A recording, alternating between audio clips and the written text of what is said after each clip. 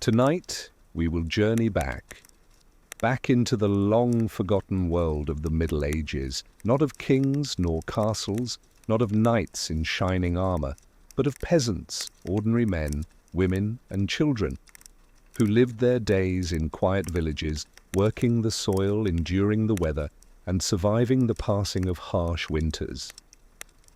This is not a story of glory, but of endurance.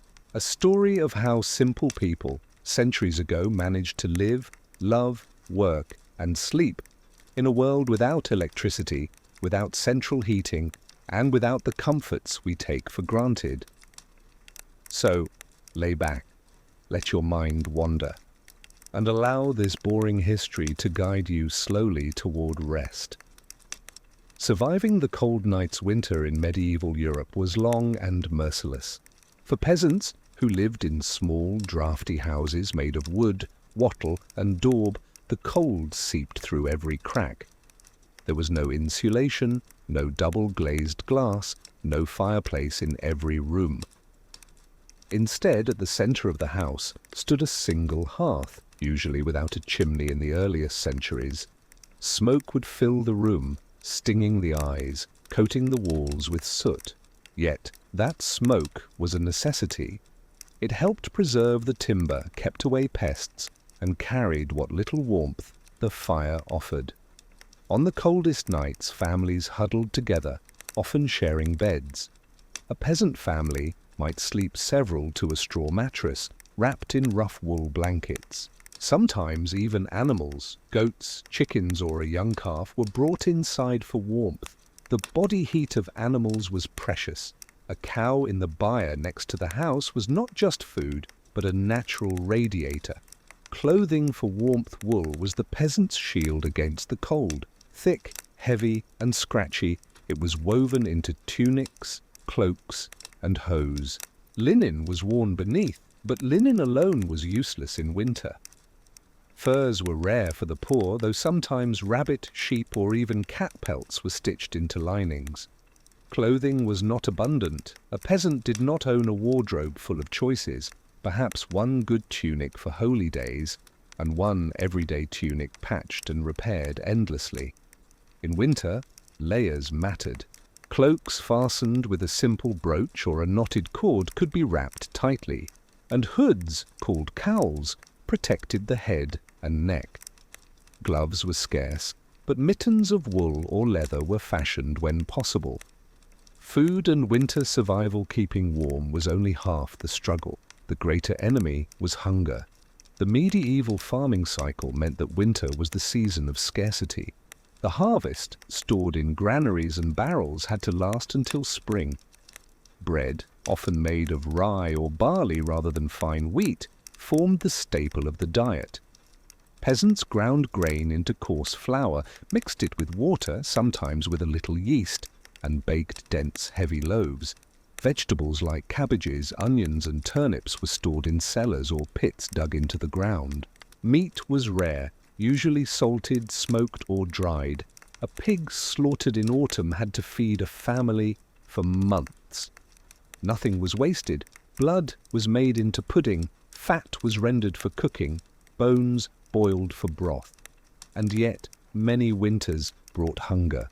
Crop failures, early frosts, or poor harvests could mean famine. Some chroniclers tell of people boiling tree bark or eating roots and weeds.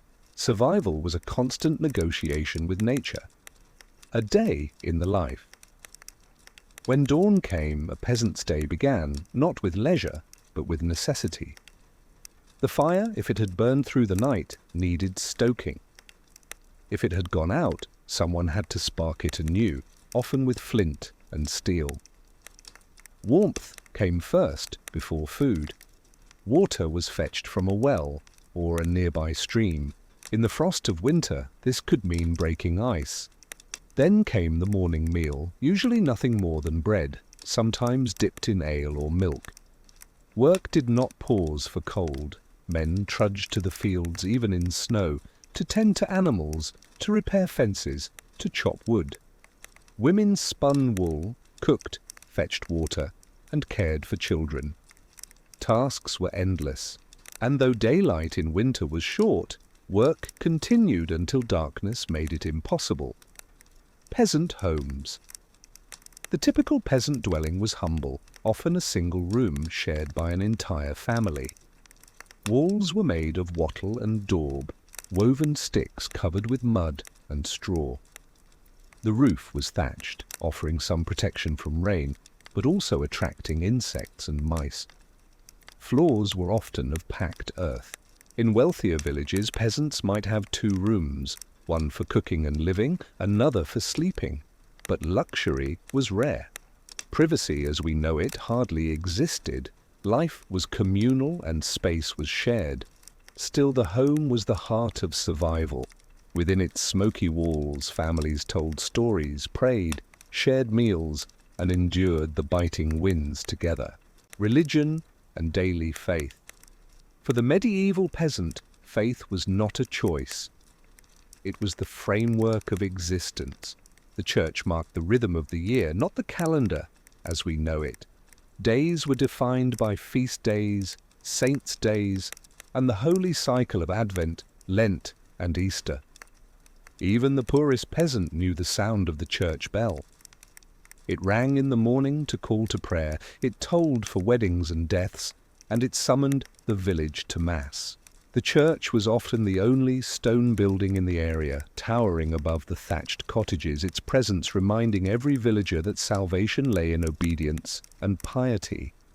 But faith was more than Sunday worship. It infused daily habits. A simple cross scratched above the doorway, a whispered prayer before bread was broken, or a charm hung above a cradle, all were seen as protections against the unknown. Life was uncertain, and the church gave certainty. Festivals and traditions.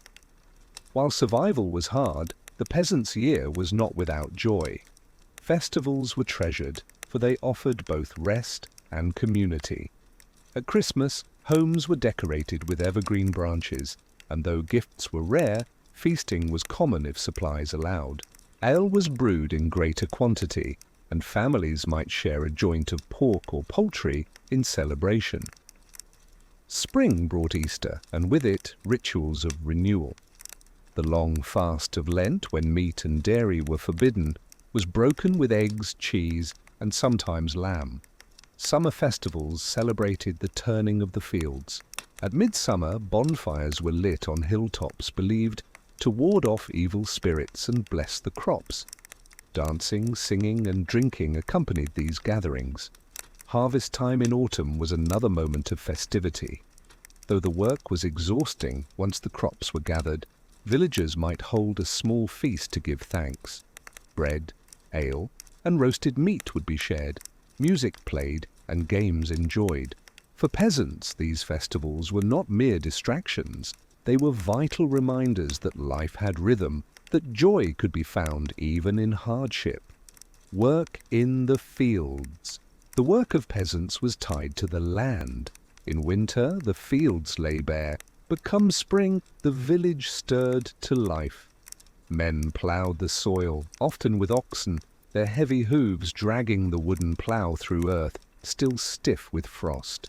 Seed was sown by hand, broadcast in wide arcs across the furrows. Summer brought the back-breaking labor of tending crops, pulling weeds, repairing fences, and guarding against animals. Scarecrows were raised, but often children too were tasked with chasing birds from the fields. And then came harvest. It was the most crucial, most grueling season of all. Men and women alike wielded sickles, cutting grain stalk by stalk, bundling sheaves, and stacking them into stooks to dry. Every hand was needed, for delay could mean ruin if rain spoiled the harvest. For their labor, peasants kept a share of the crops, but a portion, sometimes a tenth, sometimes more, was owed to the lord of the manor. Rent was paid in grain, eggs, or labor, and so even after the long toil, peasants often saw the best of their harvest carried away to barns not their own. The rhythm of the season's life was deeply seasonal. Unlike us, peasants did not live in an age of artificial light, supermarkets, or year-round imports. Their world was dictated by daylight and the turning of the earth. Winter was for survival, feeding animals, repairing tools, and preserving food. Spring was for planting and hope, the season of uncertainty, for one bad frost could undo months of work. Summer was labor without rest, long days in the fields, sweat dripping under the sun. Autumn was reward, but also anxiety. Would the harvest be enough to carry the village through the coming cold? This cycle repeated year after year, binding generations together. A child born in a peasant hut could expect to live his or her entire life by this rhythm, rarely traveling far, never knowing another world. Family and community. Peasant families were large, not by choice but by necessity. Many children did not survive infancy, so parents had many in hope that some would reach adulthood. Those who lived worked early. By age 7 or 8, a child was already herding geese, carrying water, or helping in the fields. Childhood, as we think of it today, scarcely existed. The household was extended, grandparents often lived under the same roof, and unmarried siblings might stay with their kin. Everyone's labor was needed. Community was equally important. Villagers shared tools, worked together in harvest, and relied on one another in times of crisis. If a hut burned down, neighbors helped rebuild. If a family lost its ox, others might lend one for the ploughing season. Survival was rarely individual, it was collective, and yet disputes arose, boundaries between fields, stolen firewood, or accusations of theft could lead to quarrels. The local lord or reeve often had to settle such matters. Still, peasants understood that unity was their strongest defense against both hunger and the cold. Food beyond bread. Though bread was the staple, the peasant diet was not entirely monotony. Pottage, a thick stew of grains, peas, beans, and whatever vegetables were available, was eaten daily. Herbs like parsley, sage, and garlic flavored it, and on rare days a scrap of meat might be added. Fish was common where rivers or ponds allowed, especially on church-mandated fasting days. Eels, surprisingly, were a staple in many regions, caught in wicker traps. Ale was the everyday drink, brewed weak, so that it nourished more than it intoxicated. Water, though drunk, was often unsafe, especially in villages with poor drainage. Milk was for children or for making cheese, butter, and curds.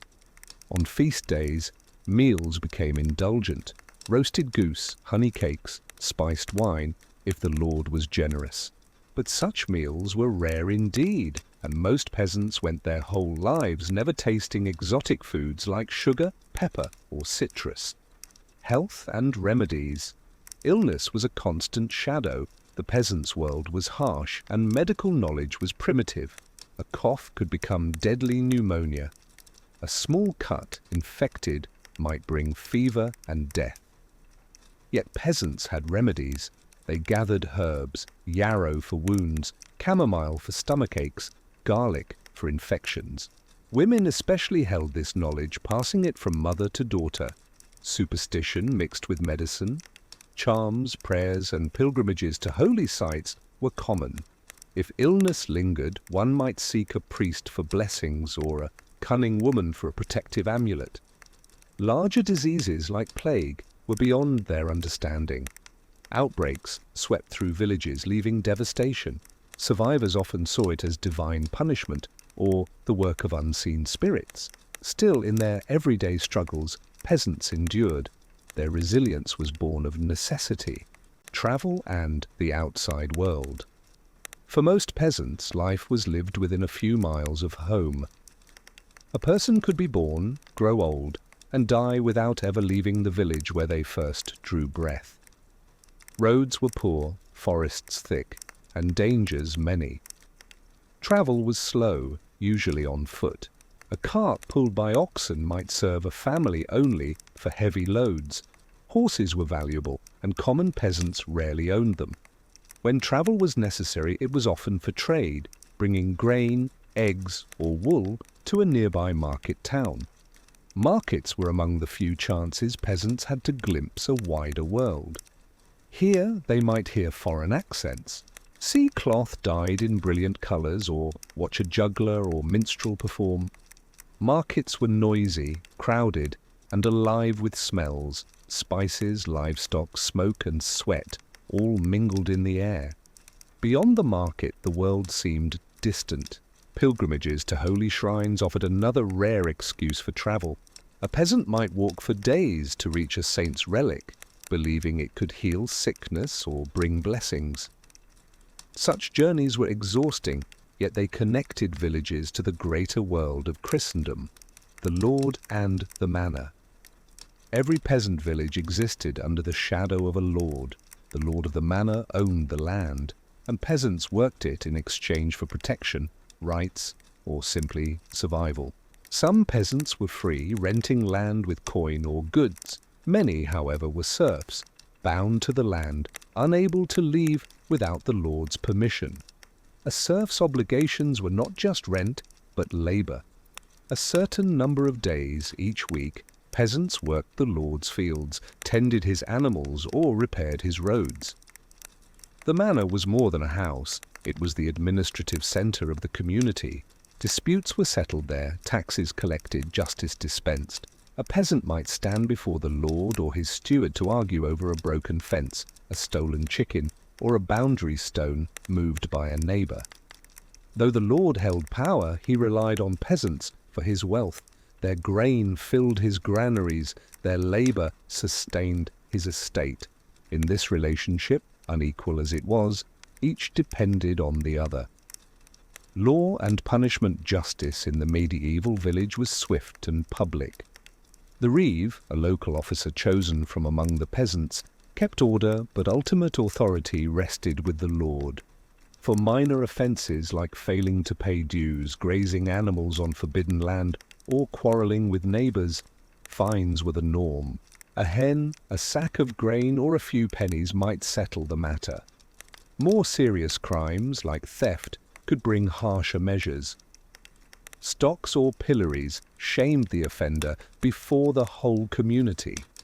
Public humiliation was a tool of discipline, reminding all of the consequences of disobedience. In the gravest cases, punishments were brutal. Hanging for theft, mutilation for repeat offences, even execution for rebellion. Yet such extremes were rare in small villages, for every hand was needed in the fields. To lose a worker was to weaken the entire community.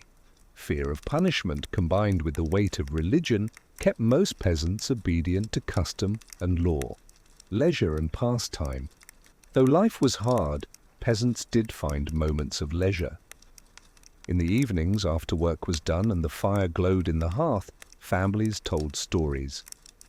Some were of saints and miracles, others of folk heroes, spirits or tricksters. Oral tradition was the entertainment of the poor, passed down through generations. Games, too, filled idle hours. Children played with carved wooden toys or simple balls made of rags. Adults might gamble with dice, play board games like Nine Men's Morris, or compete in wrestling matches.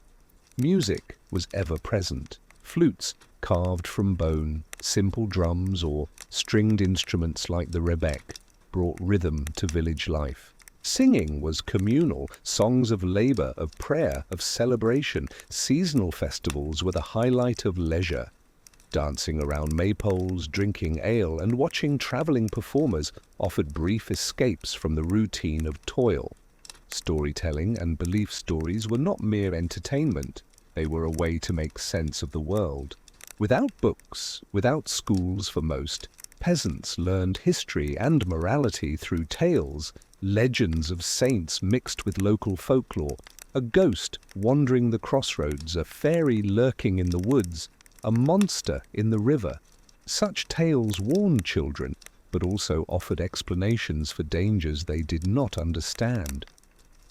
Some stories were cautionary, urging obedience to the church or to parents. Others were humorous, poking fun at greedy priests or foolish neighbors. Storytelling bound the community together, filling long winter nights with words that carried memory and meaning. The weight of time. Life for a medieval peasant was slow. Days were long, filled with labor, yet years passed with little change. A child might grow into adulthood, marry, and have children of their own, all while living in the same hut, ploughing the same fields, praying in the same church. The horizon of possibility was narrow, yet within it, peasants found purpose. Work, faith, family, and survival were the anchors of existence. Each day was small, but together they formed a life as real and as meaningful as any king's. Women's roles and responsibilities. In the medieval village, women's lives were as demanding as men's, though in different ways. From dawn to dusk, a peasant woman worked. She baked bread, brewed ale, tended the garden, spun wool, mended clothes, and cared for children. When men labored in the Lord's fields, women often took charge of the family's small plot, sowing beans, peas, and onions. In harvest season, women swung sickles alongside men, binding sheaves of grain, bending their backs until the sun sank low. Marriage was less about romance and more about survival. A husband and wife were partners in work, each depending on the other's labor. Widows, though vulnerable, could hold land in their own right, and some became respected figures in their villages. Women also preserved knowledge, remedies for illness, skills in spinning, methods for cooking and preserving food. These were passed from mother to daughter. Though uncelebrated in chronicles, their role was the quiet foundation of peasant survival, childbirth, and family. Childbirth was one of the most dangerous moments in a woman's life. With no trained doctors for the poor, births were overseen by midwives, often older women of the village who relied on experience and herbs. Infant mortality was tragically high. Many children died before their 5th year from illness, malnutrition, or accidents. This reality meant families often had many children, knowing that not all would live to adulthood. Despite the risks, children were valued. From their earliest years, they contributed, gathering firewood, fetching water, herding animals. Childhood was short, responsibility arriving quickly. Families were close-knit, for they had to be. Grandparents, cousins, and even unrelated neighbors formed networks of care. In a world with little safety, community was the safety net. Animals in daily life, animals were vital to peasant existence. Oxen pulled ploughs, slow but strong, their patient steps turning heavy soil. Horses were prized but rare among the poor, more often seen in the service of knights or lords. Cows gave milk, sheep gave wool, goats gave both. Pigs, kept until autumn, were slaughtered and preserved, their meat lasting through the winter. Chickens provided eggs, and their clucking filled the yards of cottages. Animals were more than food, they were wealth, status, and security. To lose an ox was to risk a ruined harvest. To lose a pig was to lose months of meat. Thus, animals often slept close to humans, in byres attached to homes, their warmth mingling with that of the family. Even dogs had their place, guarding homes and helping with herding. Cats, too, though not always beloved, kept down the mice that plagued grain stores. Tools and technology. Though we may imagine peasants with primitive tools, theirs was surprisingly effective for their time. The wooden plough, iron-tipped, carved furrows in the soil. Sickles and scythes harvested grain. Wooden rakes, hoes, and spades were daily companions. Blacksmiths, though not peasants themselves, provided the iron fittings, nails, and repairs that kept tools working. A broken ploughshare could ruin a season, so the smith's work was as essential as the farmer's. Watermills and windmills began to spread in the Middle Ages, grinding grain more efficiently than hand mills. For peasants, this meant quicker flour, though they often paid a portion of their grain as a fee to use the mill. Simple though they seem, These tools shaped the landscape of Europe. With them, peasants fed not only themselves, but the growing towns, cities, and armies of the medieval world. Clothing through the centuries. Though peasant clothing was plain, it changed slowly across the centuries. In the early Middle Ages, tunics of wool belted at the waist were the standard. Men wore hose on their legs, sometimes two separate pieces tied to the belt. Women wore long dresses, often with aprons. By the high Middle Ages, clothing grew slightly more fitted. Colours, though muted, could be achieved with natural dyes: brown from walnut shells, green from nettles, yellow from onion skins, red from madder root. Bright hues like deep blue or rich crimson were rare, reserved for the wealthy. Footwear was simple leather shoes, often handmade in the village. In muddy weather, peasants might wear wooden clogs or go barefoot. Clothing was mended endlessly. A patch was not shameful, it was survival. A cloak might be passed from father to son, from mother to daughter, its wool worn thin yet still precious. Though fashion belonged to lords and ladies, peasants too marked time through clothes: a better tunic for feast days, a hood for winter, a belt decorated with a simple buckle as a mark of pride. Work beyond the fields. Not every peasant spent their life bent over the soil. Some specialized in trades within the village. The miller ground grain, the carpenter built carts and tools, the cooper made barrels, the tanner worked hides into leather. These trades were not luxurious. They smelled, they required hard labor, but they gave peasants skills beyond farming. Women often spun wool into thread, weaving it into cloth on simple looms. The rhythm of weaving was familiar in many cottages, the creak of wood and the steady beat of the shuttle filling quiet afternoons. Seasonal work also existed. Some peasants cut timber in forests, others gathered peat for fuel or worked on roads for their lords. Labor was varied, and though fields defined life, they were not the whole of it.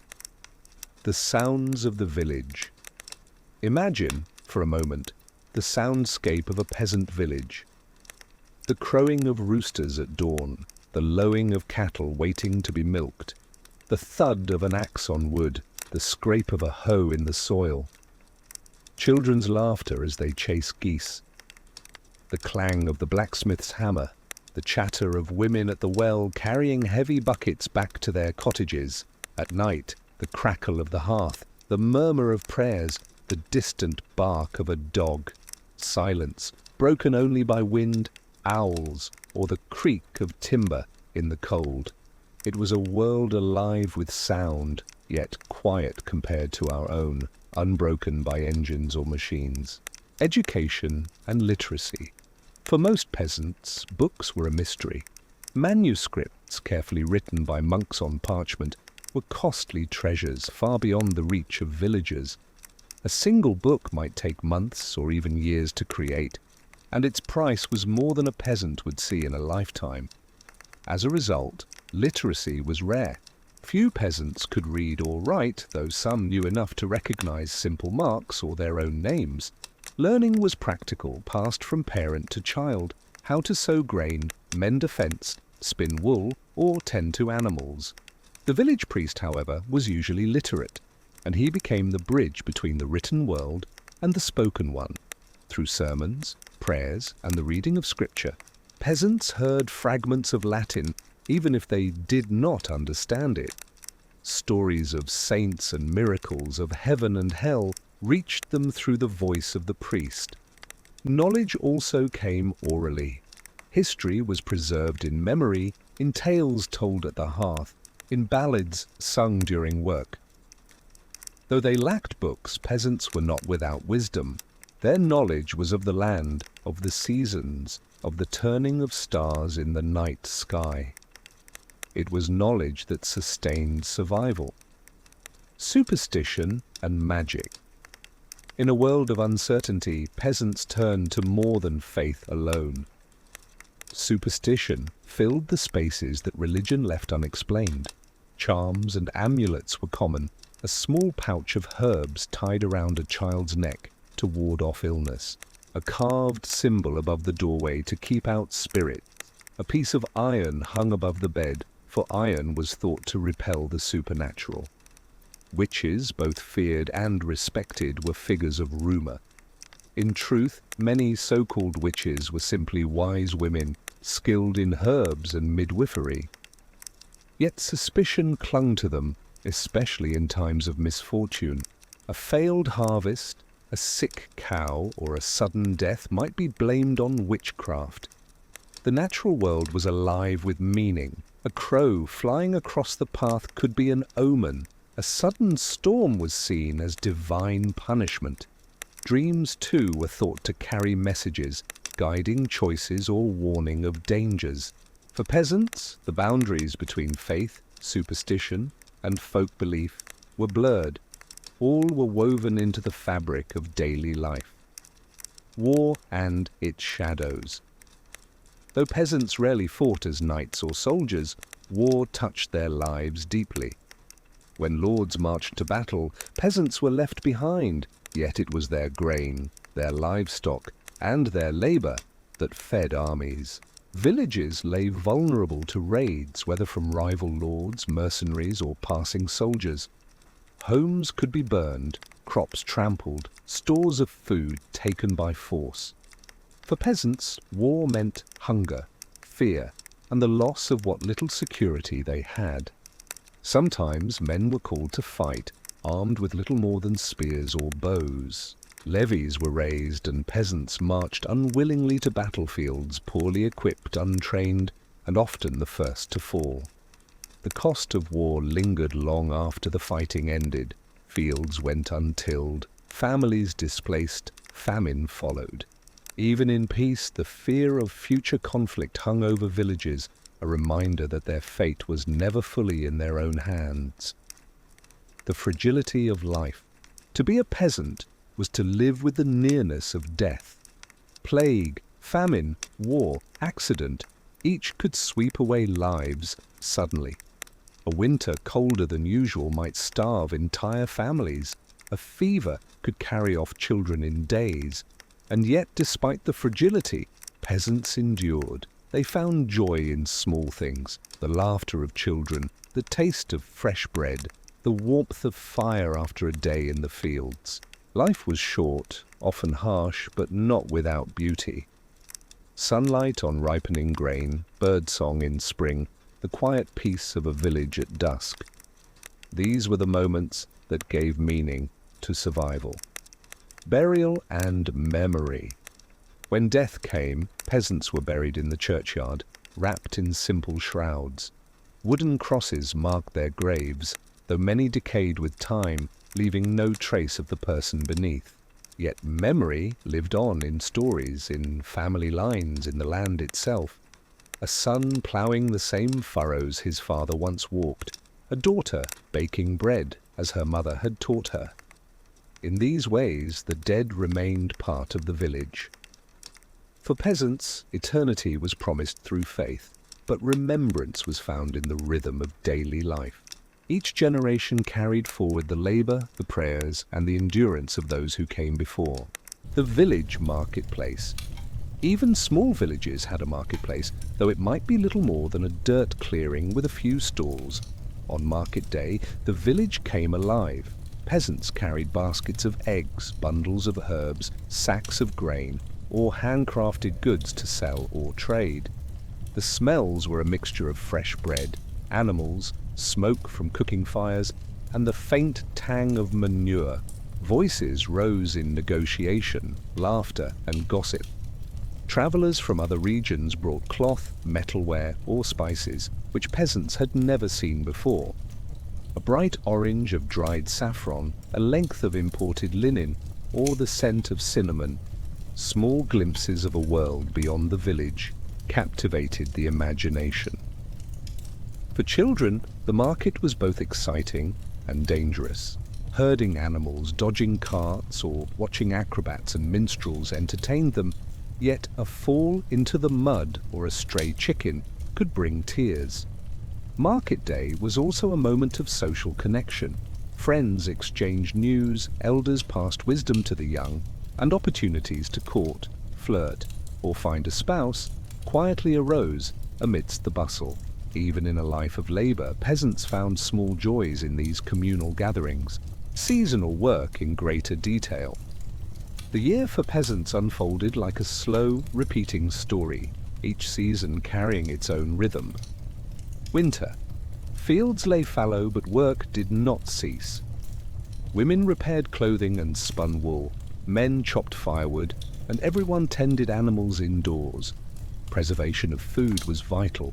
Smoked meats, salted fish, dried herbs, and root vegetables had to last until spring. Ice on ponds and wells added a harsh beauty to the landscape, a glimmering quiet, while nights were long and spent around smoky fires. Spring, a time of hope and anxiety. Frosts could still come, but seeds needed planting. Villagers walked the fields, scattering grains, turning over soil, and preparing irrigation channels. Rain nourished the earth, and the sound of water running through channels or puddles filled the village with life. Summer. Days were long and arduous. Crops required constant tending, livestock had to be fed and protected from predators, and children helped wherever possible. Bees buzzed among flowering plants, and the occasional birdsong reminded villagers of nature's quiet beauty. Autumn. Harvest was both celebration and trial. Wheat and barley, oats and rye, beans and peas, every stalk mattered. Grain was bundled into stooks, then threshed and stored. Festivals followed, but only briefly. Once grain was safely stored, the focus returned to winter preparations. Through these cycles, villagers learned patience, resilience, and an intimate understanding of the natural world.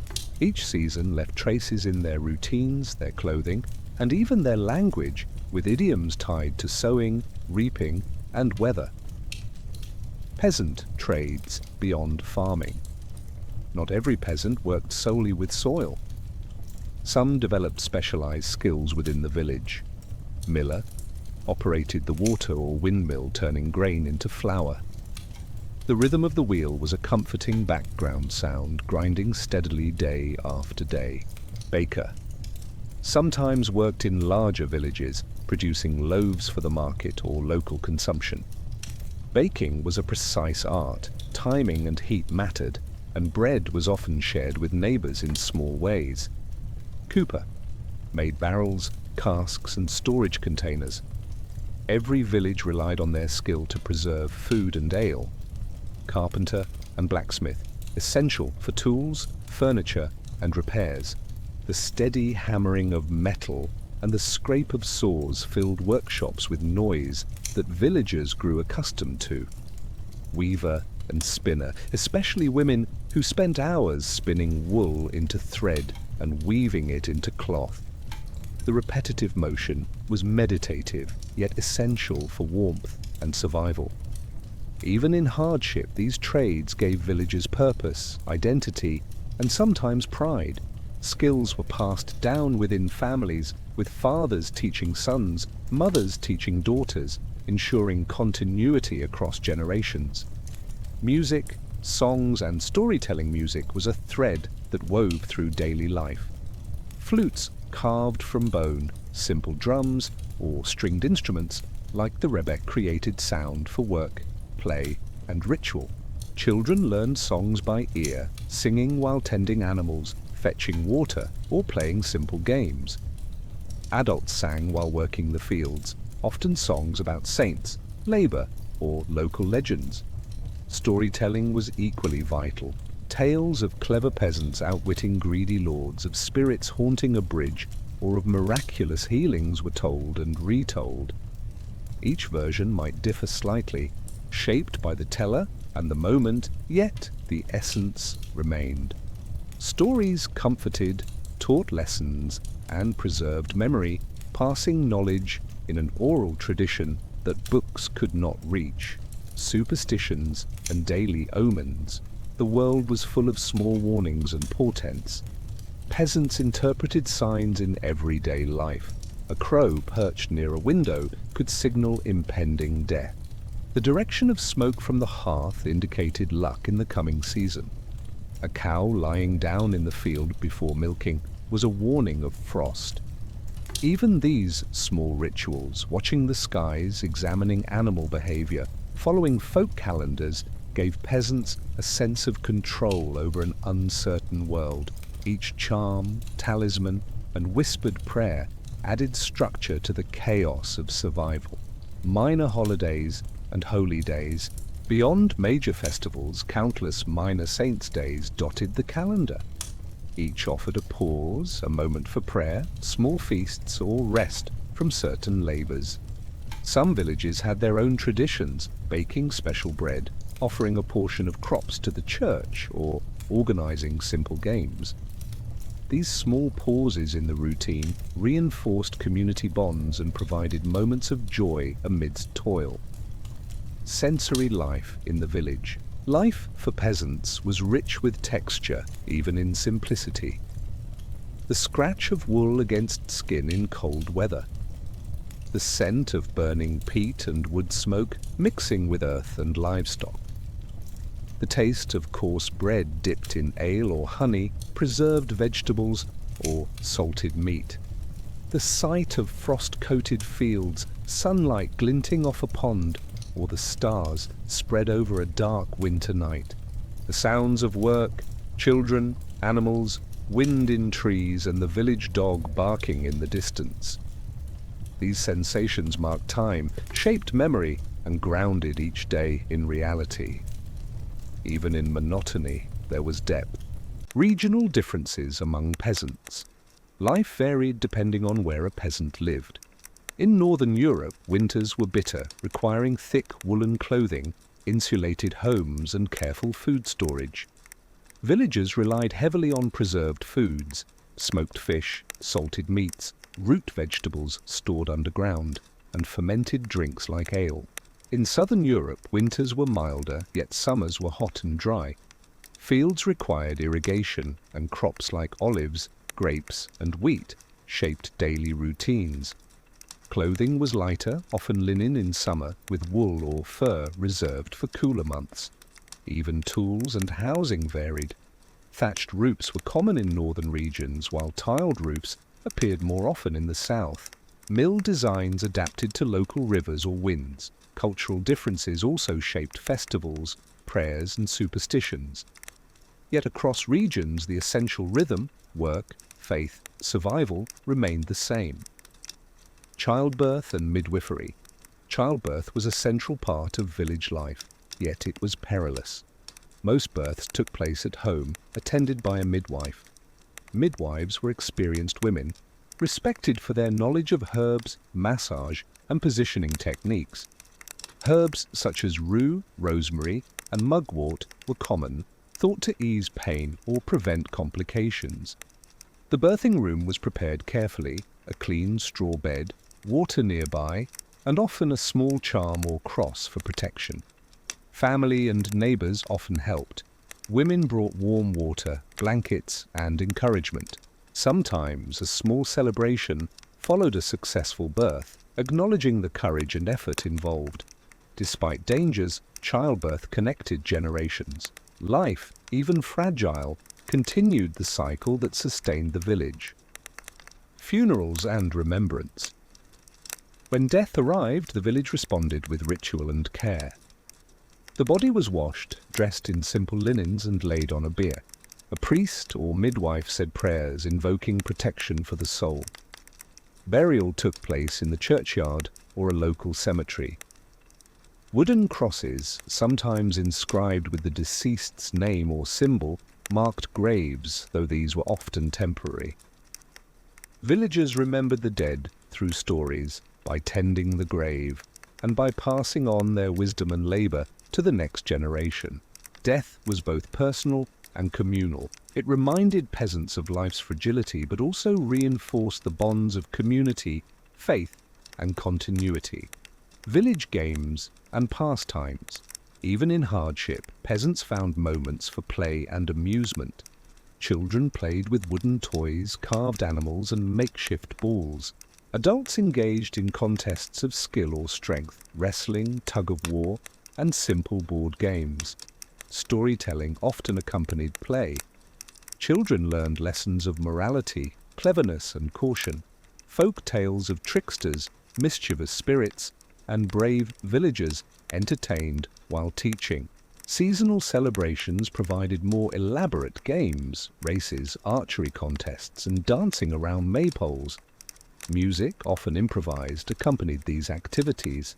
Even in simplicity, these moments brought laughter, connection, and relief from daily labor. The calendar of saints and festivals peasants lived by the rhythm of the church calendar.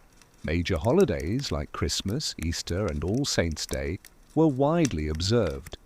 Lesser saints' days also punctuated the year, offering short pauses from labor and small feasts. Some villages celebrated local saints with unique traditions, lighting bonfires, baking special breads, or performing symbolic acts to ensure good crops.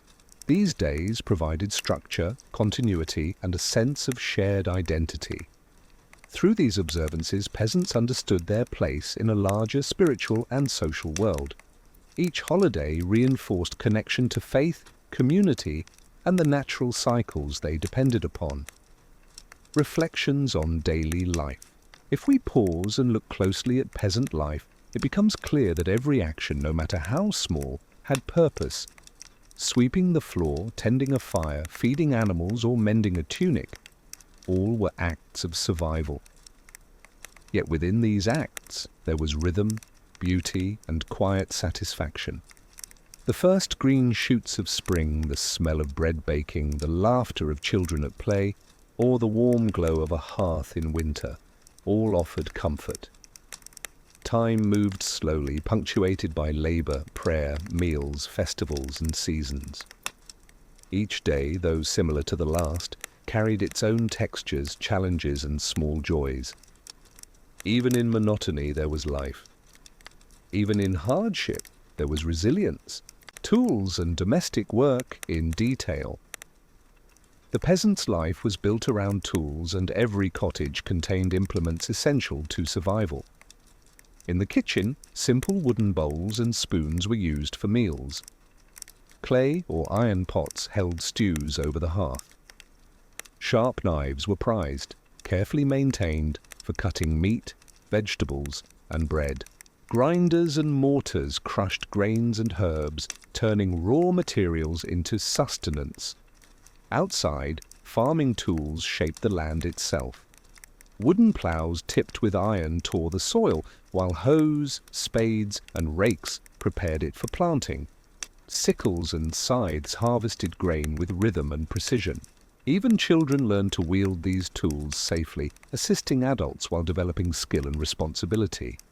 Maintenance was constant. Handles splintered, blades dulled, ropes frayed. Villages repaired, repurposed, and recycled, ensuring nothing was wasted. In this way, tools were extensions of the body, indispensable companions in daily life. Cooking and food preparation. Meals were simple, yet labor-intensive.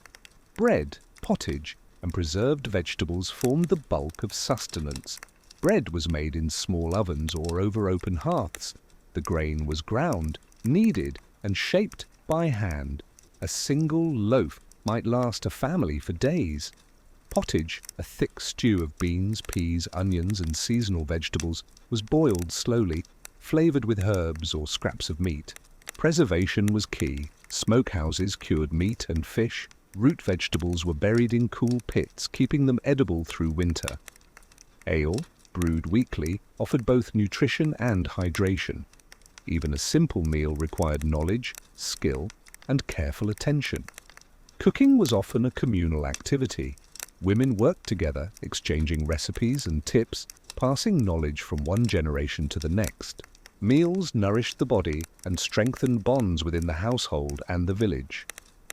Animals and their roles. Animals were companions, tools, and sources of sustenance. Oxen and cows powered plows and provided milk. Pigs offered meat. Chickens laid eggs. Goats provided both milk and warmth in the coldest months.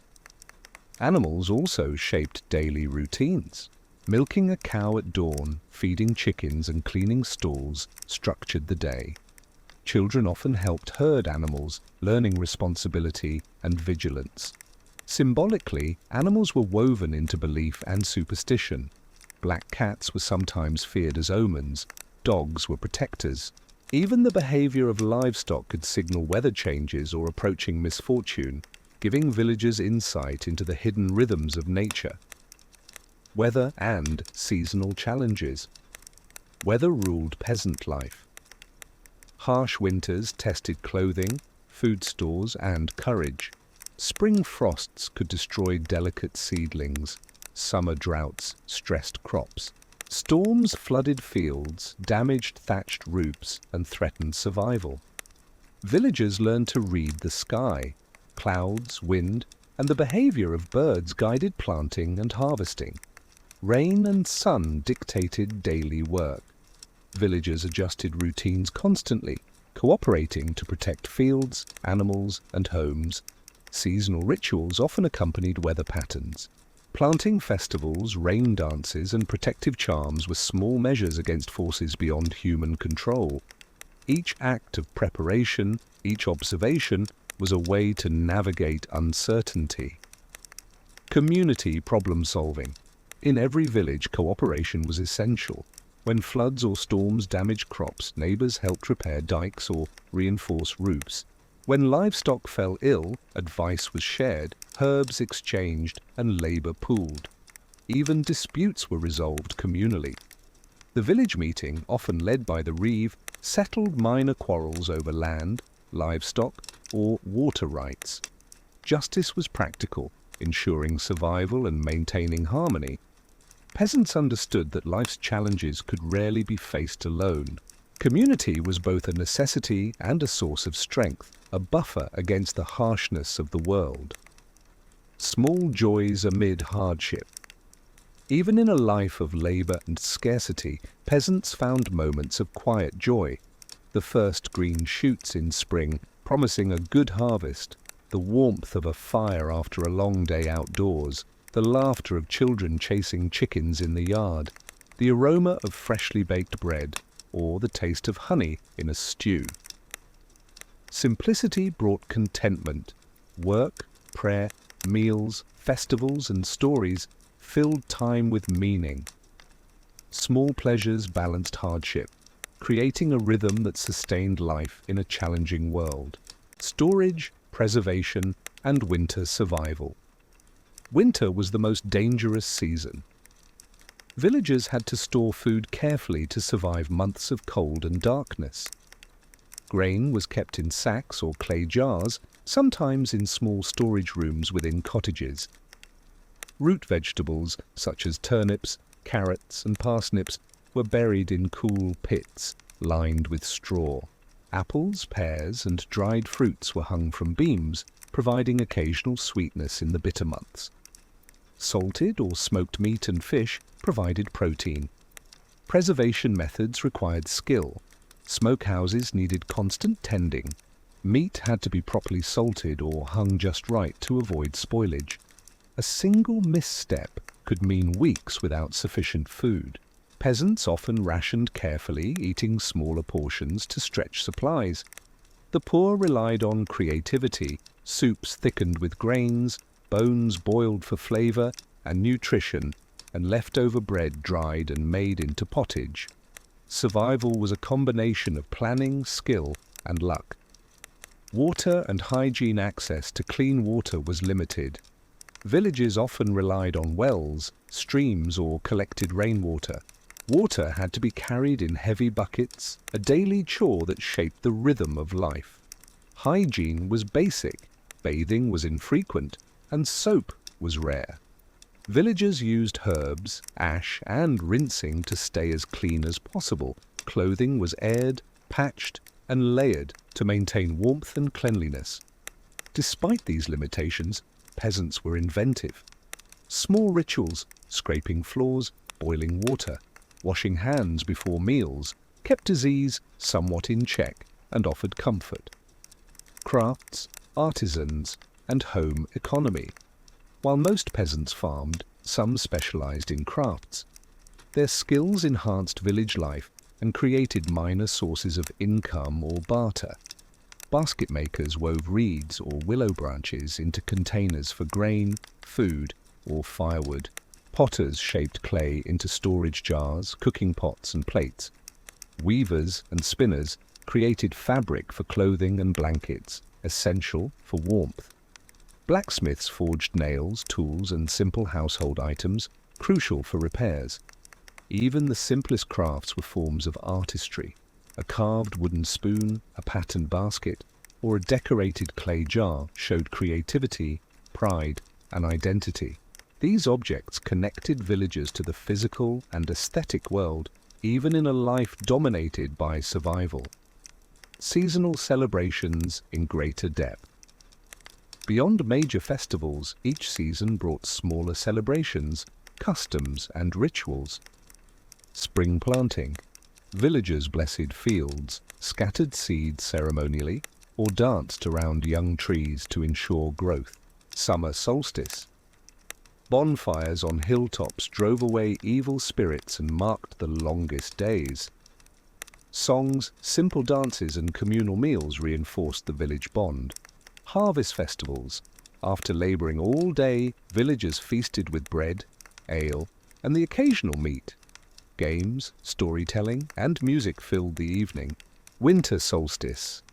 Fires burned brightest and small gifts of food or handcrafted items were exchanged.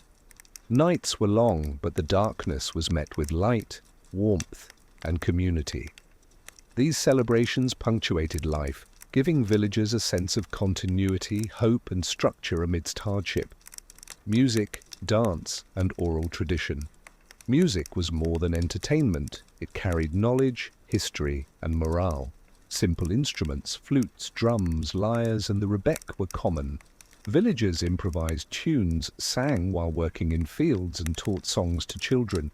Stories accompanied songs, tales of saints, mythical creatures, and local heroes preserved memory and moral lessons. Even the poorest peasants passed these stories down orally, creating a rich tapestry of culture independent of written texts. Dances, often circle dances or partner games, combined music and physical activity, offering relief from monotony and promoting communal bonds. Work and leisure. Combined leisure was integrated into work. While tending fields, peasants sang. While herding animals, children played quietly or told stories. Even repetitive tasks, spinning wool, mending clothes, were opportunities for conversation, laughter, and teaching. Communal labor, such as haymaking or harvest, blended toil with social life. Villagers helped one another, exchanged news, and reinforced community bonds. Life, though labor-intensive, was never entirely solitary. Health, remedies, and beliefs. Peasants were aware of their bodies and environment. Herbal remedies were essential: yarrow for wounds, chamomile for stomach ailments, garlic to prevent infection. Pregnancy, childbirth, and childcare relied on midwives. Elder women often held medicinal knowledge combined with charms and prayers. Illness was common, yet knowledge was passed through generations. Small practices, clean water, ventilation, and careful food handling, improved survival even without formal medicine. Regional folklore and mythical creatures. Peasants lived in a world filled with stories of spirits, monsters, and mystical beings. Each region had its own tales. In northern Europe, elves and trolls were said to inhabit forests, hills, and streams. Farmers left offerings to keep these creatures from damaging crops or livestock. In the British Isles, fairies were believed to play tricks on travellers, sometimes causing illness or misfortune.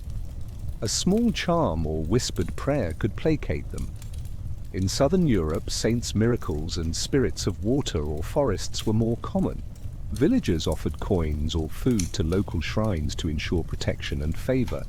These stories were practical as well as magical.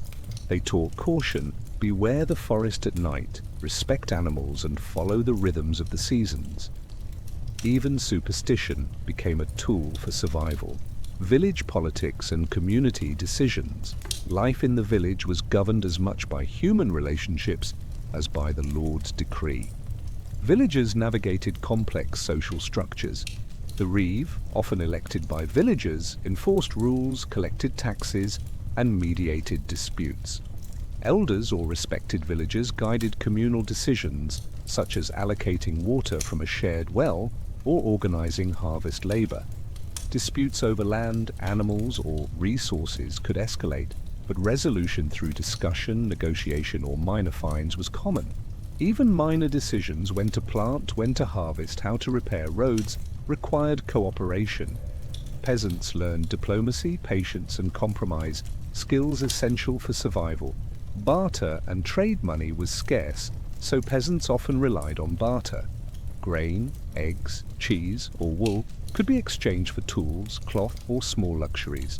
Markets in nearby towns offered more variety: salt, iron, or imported spices. Traveling merchants brought rare goods, providing a glimpse of the wider world. Barter required negotiation, fairness, and trust. A bad trade could harm a family, while a good one could ease a season's burden. Even the smallest transaction carried significance. Daily struggles and adaptation. Life was unpredictable. Frosts could destroy seedlings, floods could ruin granaries, and illness could strike anyone. Peasants adapted constantly, collecting firewood before deep winter, preserving extra vegetables for lean months, herding animals carefully to prevent loss, repairing tools and homes before they failed. These adaptations were learned by doing, passed down through generations, and honed through observation of nature. Survival required knowledge, foresight, and endurance. Sensory life expanded.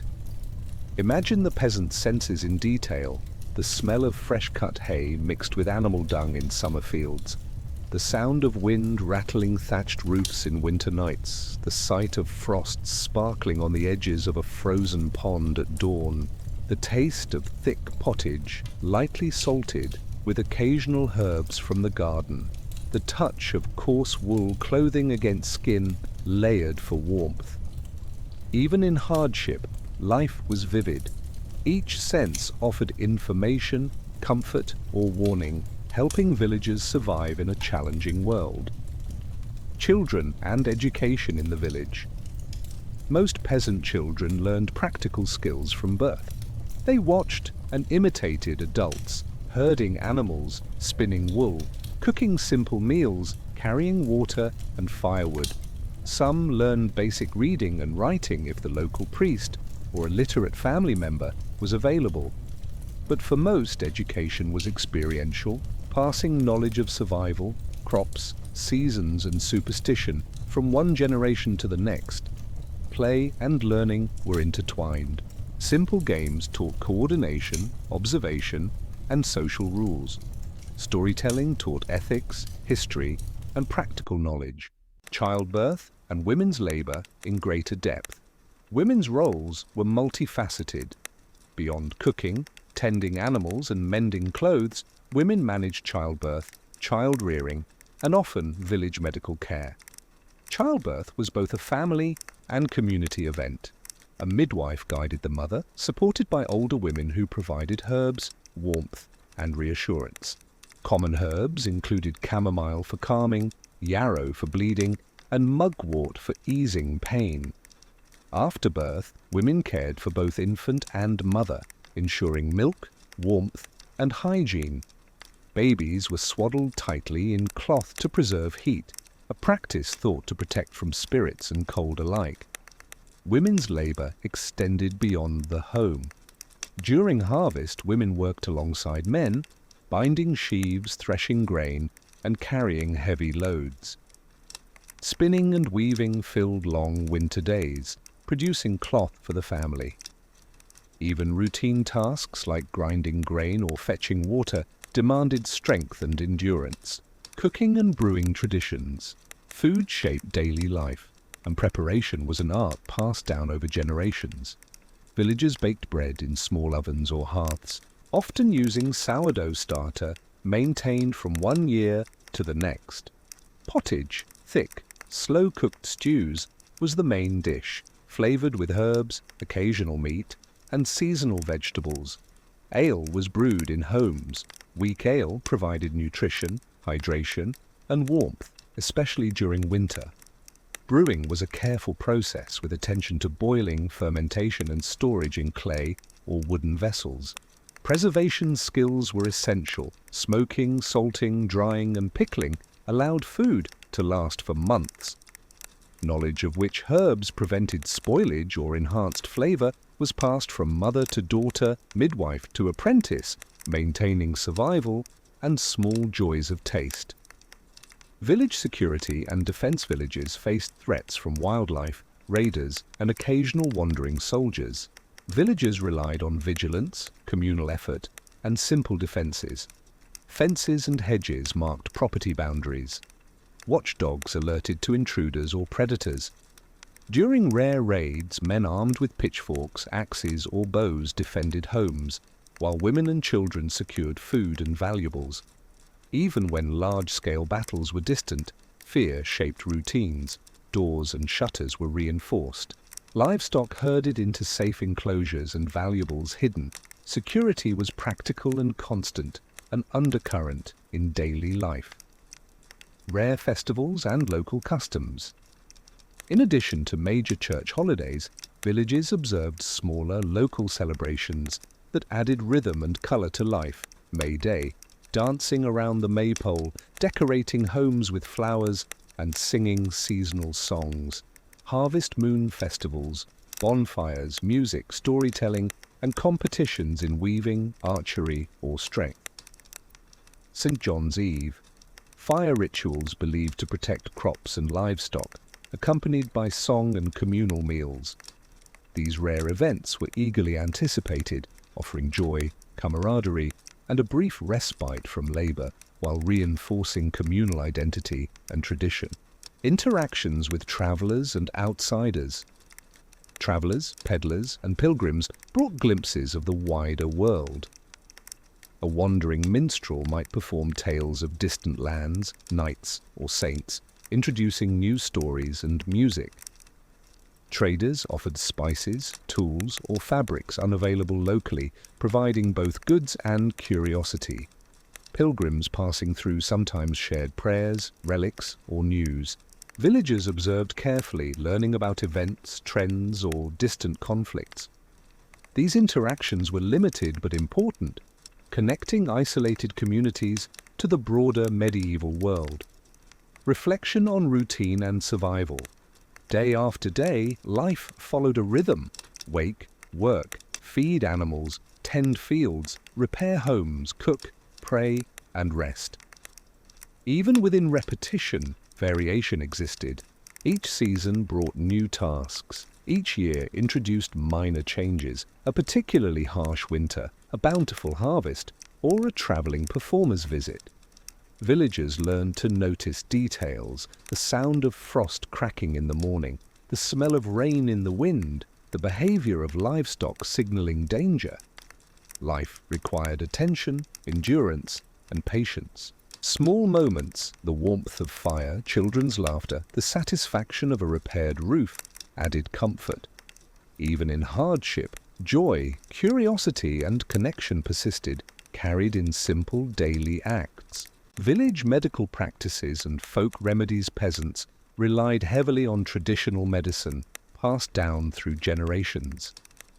There were no formal doctors in most villages, so knowledge of herbs and remedies was essential. Fever and colds were treated with chamomile, mint, or elderflower teas. Wounds were cleaned with boiled water and treated with yarrow or honey to prevent infection. Digestive issues were soothed with fennel, dill, or caraway seeds. Midwives and elder women served as the village healers. They combined practical knowledge with charms, prayers, and ritual to calm patients and aid recovery. Even in illness, care was a communal effort, with neighbors bringing water, food, or simply presents. Pilgrimages and spiritual journeys. Though peasants rarely traveled far, some undertook pilgrimages to local shrines or distant holy sites. These journeys combined faith, adventure, and a rare opportunity to see the wider world. Along the way, pilgrims observed different villages, markets, and landscapes. They returned with stories, relics, or small tokens to share. Pilgrimages reinforced religious devotion, created communal tales, and offered moments of reflection and wonder in otherwise predictable lives. Craft specialization and village economy. Some villages developed highly specialized skills that shaped the local economy. Coopers made barrels and casks for storing ale, grain, or pickled vegetables. Weavers produced cloth for clothing and blankets. Patterns varied regionally, sometimes marking family or village identity. Carpenters built carts, furniture, and tools essential for daily work. Blacksmiths created nails, horseshoes, and farming implements. These artisans were respected for their knowledge. Their work ensured survival and added small touches of beauty and utility to village life. Even a carved handle on a plough or a patterned basket was a testament to human creativity amid labor. Animal superstitions and beliefs. Animals were more than food or labor, they carried symbolic meaning. Crows and ravens were omens of misfortune, often avoided in fields or yards. Black cats were feared, but sometimes also seen as protectors. Cows lying down before milking predicted frost, guiding agricultural decisions. Villagers observed closely. These superstitions were practical as well as spiritual. Reading animal behavior helped manage herds, anticipate weather, and interpret unseen forces, blending observation with belief. Water management and village infrastructure. Access to water shaped survival. Villages relied on wells, streams, and rainwater collection. Wells were dug carefully, sometimes lined with stone, to prevent collapse. Water channels directed flow to fields and livestock. Small dams and levees prevented flooding during heavy rains. Villagers worked together to maintain these systems. A broken dam, clogged channel, or contaminated well could threaten crops, animals, and health. Cooperation ensured resilience against seasonal challenges. Extended seasonal routines. Life followed the rhythm of the year, with each season demanding particular attention. Early spring, soil preparation, sowing, and minor repairs. Villagers observed frost patterns to predict planting dates. Late spring, weeding, tending animals, and monitoring crops. Bees buzzed in gardens, pollinating flowers, signaling fertility and abundance. Summer, daily labor in fields, haymaking, tending livestock, and preserving early harvests. Festivals or local feasts provided brief respite. Autumn, harvesting and storing crops, slaughtering livestock for winter, making preserves and pickles. Social activities like singing, storytelling, or communal meals marked evenings.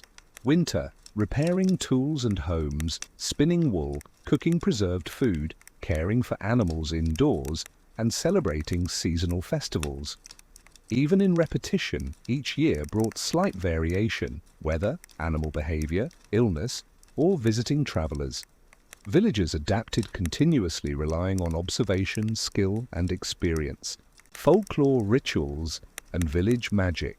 Peasant life was intertwined with rituals, charms, and folk magic, often blending Christian and older pagan beliefs. Protection charms, small pouches of herbs, thyme, rosemary, rue, were tied around necks, doors, or livestock stalls to ward off disease and evil spirits. House blessings. Priests or elder villagers sprinkled holy water or chalked symbols above doorways, invoking safety and prosperity. Seasonal rituals. During planting or harvest, villagers performed dances, sang chants, or left small offerings in fields to ensure fertility and ward off misfortune. These practices offered comfort and structure. Even when no supernatural threat existed, rituals gave peasants a sense of control in an unpredictable world. Extended cooking and preservation techniques. Food preservation was critical to survival, especially for long winters. Smoking meat and fish, fires were maintained for days, with careful attention to heat and smoke, producing long-lasting protein. Pickling vegetables, cabbage, onions, and root vegetables were submerged in brine or vinegar, storing nutrition for months. Drying herbs and fruits, herbs retained flavor and medicinal properties, fruits provided sweetness and calories in lean months. Bread storage, coarse loaves were dried or cut into pottage, ensuring nothing went to waste. Cooking was often communal. Families or neighbors worked together, sharing firewood, pots, and labor, strengthening bonds and passing down techniques through generations. Family life and generational knowledge. Family was the cornerstone of peasant life. Intergenerational labor. Children learned skills early, observing parents and elders, gradually taking on responsibilities. Storytelling. Tales of ancestors, local heroes, and moral lessons were shared around the hearth, linking past and present. Care and support. Grandparents, siblings, and extended kin helped with childcare, fieldwork, and household chores. Even in scarcity, families created continuity and meaning, small daily acts tending fire, preparing food, mending clothes, wove a protective web around the young and elderly alike. Meditative reflections on survival required observation, patience, and resilience. Villagers noticed subtle signs, the angle of sunlight revealing frost patterns, the direction of the wind predicting storms, the behavior of animals signaling danger or bounty. Each day offered lessons, repeated in cycles, reinforcing knowledge of the land, weather, and community. Life was a rhythm. Wake, work, pray, eat, sleep, repeat. Yet within this rhythm lay wisdom, endurance, and quiet satisfaction. Reflection offered calm, helping villagers accept uncertainty while finding comfort in routine and small joys. Calm, drawn out, outro. As the sun sets over fields and cottages and the village quiets for the night, the rhythm of life slows, hearth fires crackle softly, warming homes and heart's animals rest in stalls, their breaths rising in winter air. Children lie swaddled, dreams mingling with the scent of straw and herbs. Adults settle, weary but steady, reflecting on day's work and preparing for tomorrow. In the stillness, the world seems vast, yet intimate. The labor, stories, meals, prayers, and rituals of peasants shaped a life of endurance and subtle beauty. Though hardships persisted, cold winters, failed crops, illness, or threat, small joys, community, and knowledge carried them through. The quiet strength of daily survival, the rhythm of seasons, and the shared human experience created a tapestry of life, both humble and profound.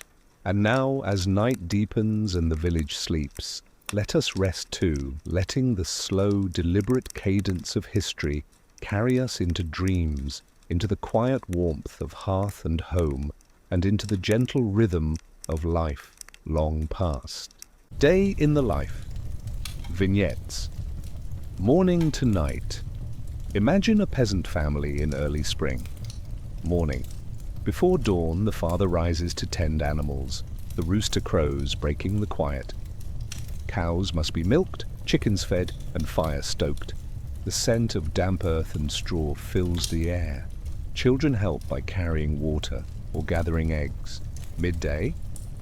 Women prepare pottage for the family, chopping vegetables and stirring over the hearth. Men repair tools, patch fences, or walk fields, inspecting soil and crops. The village hums with quiet activity, the rhythm of work guiding the day. Evening, as sun lowers, work slows. Families gather to eat. Conversation is sparse but meaningful, sharing news, recounting events of the day, or quietly observing the fading light. Animals settle in stalls and children begin bedtime routines. Night, fires burn low. The village grows silent except for the occasional dog bark or the wind moving through trees. Stars emerge in clear sky, casting a pale glow over fields. The family rests, warmed by hearth, blankets, and the knowledge of work completed and lessons learned.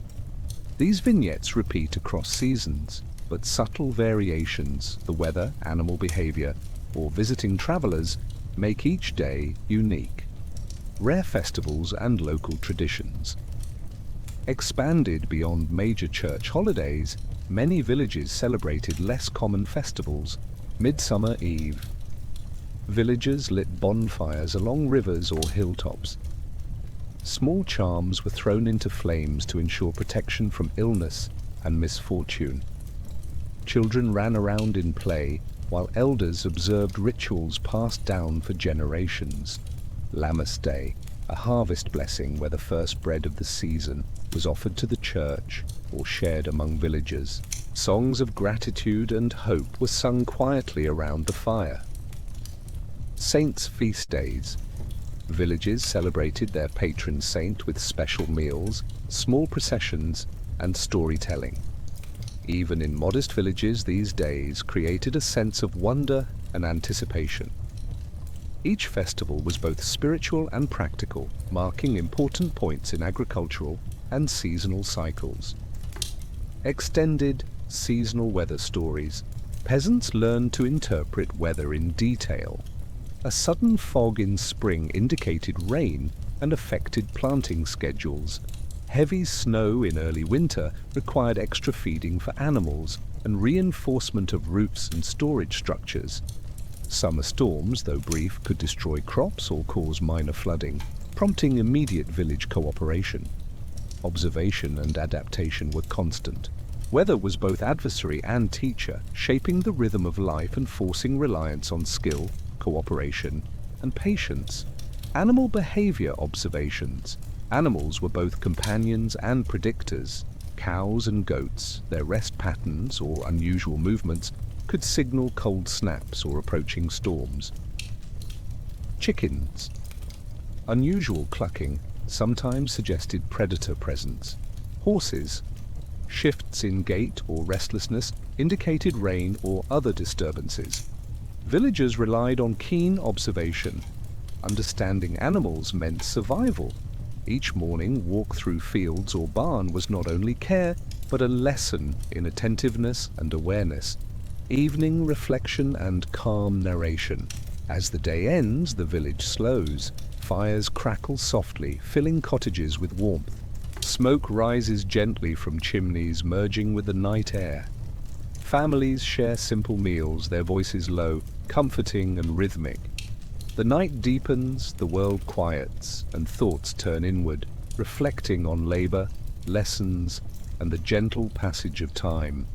The rhythm of peasant life, work, prayer, meals, observation, and rest is now a steady, soothing cadence.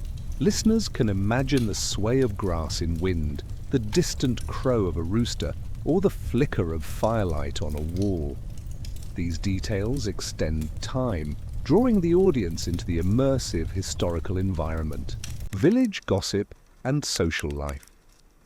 Even in a small village, social life was constant. Gossip, quiet conversations and observations of neighbors were part of daily survival. Women spinning wool or fetching water often exchanged news. Whose cow was sick, which child learned a new skill, or which field yielded an early harvest. Men repairing fences or working in fields shared information on weather, crop conditions, and village disputes. Small stories of visitors, merchants, or travelers circulated quickly, giving villagers glimpses of life beyond their borders.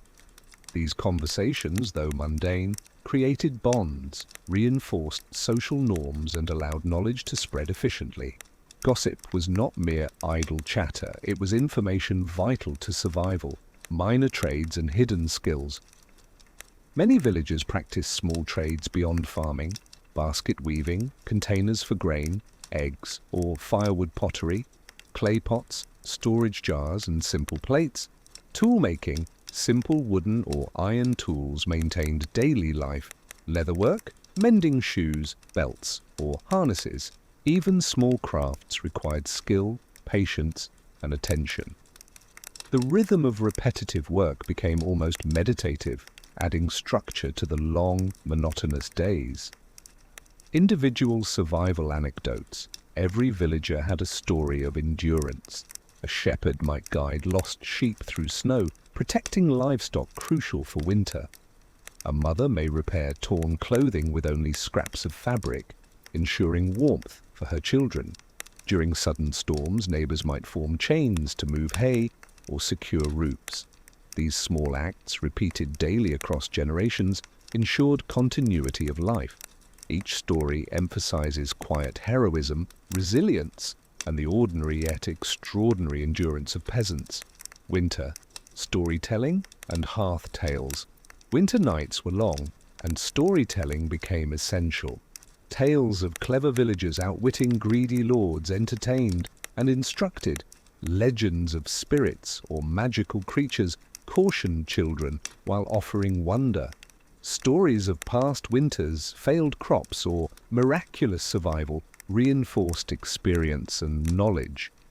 Storytelling created a shared mental landscape, fostering imagination, memory, and social cohesion. The soft cadence of voices around the fire had its own comforting rhythm, suitable for sleep. Lullaby, like meditations, as night deepens, attention turns inward. Feel the warmth of the hearth, flickering shadows dancing on walls. Hear the distant rustle of animals resting, the soft whisper of wind through trees. Sense the quiet rhythm of life. Wake, work, eat, pray, rest. Even in hardship, there is rhythm, pattern, and safety in routine. Each act, feeding animals, repairing tools, cooking, or telling stories, creates a steady pulse, a reassurance that life continues. Imagine frost on windows, the quiet village beyond, and the stars overhead. Reflect on centuries of human endurance, the lessons learned in labor, observation, and care. Allow this rhythm to lull the mind, each detail slow and deliberate, guiding the listener toward calm sleep.